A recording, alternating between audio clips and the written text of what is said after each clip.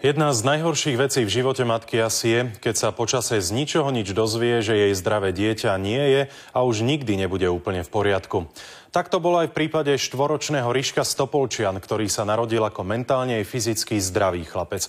Keď mal ale rok a pol, začala robiť zrazu čudné veci.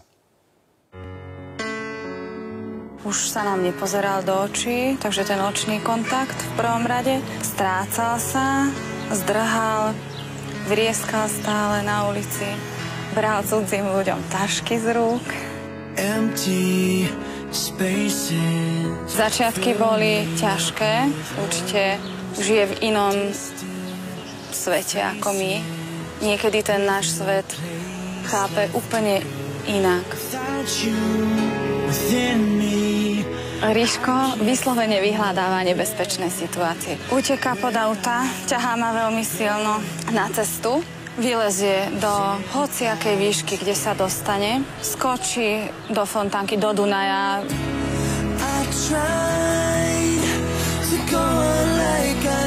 24 hodín ho musíme mať na očiach, keďže má aj poruchy spánku, zobudí sa v noci a začne prehľadávať byt.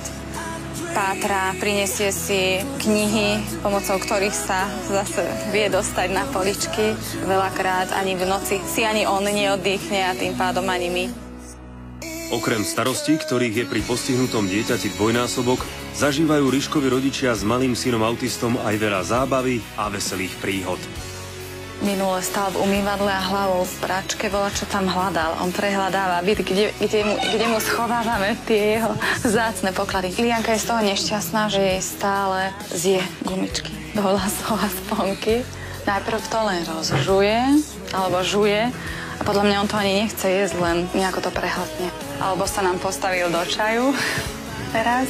Našťastie už bol vlažný a natieral si na kolená ten čaj. Museli sme odstrániť všetky stoličky, lebo sa všade dostal.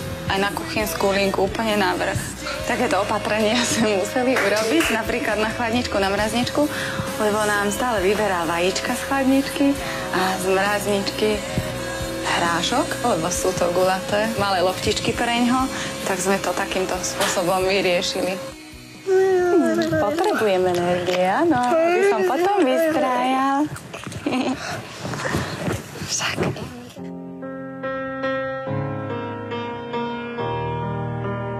Hoci malý Riško už nikdy nevystúpi zo svojho sveta myšlienok, jeho malá sestrička ho veľmi ľúbi. Aj napriek kriku a občasným škrabancom ho objíma a každý večer pri uspávaní hladká.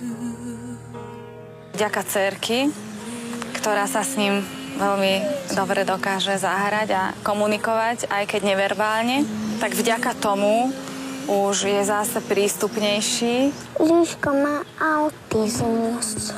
Že nerozpráva. Vždy kamene si dá do úst. Vždy zdlhne. Maminu ťahá so sebou. Vylezie na skriňu a dá si dole nejaké guličky. Je veľmi trpezlivá k nemu. Krásne sa zahrajú spolu. Ona sa o ňoho stará. Ustúpi, keď sa Riško hnevá.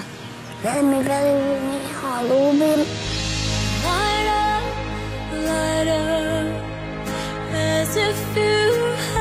A aj som na ňo bola kedy nahnevaná. Niekedy ma tak poškrobal, že boli tam bybinky tu niekde. A už sa to zahojieva. Tuto je.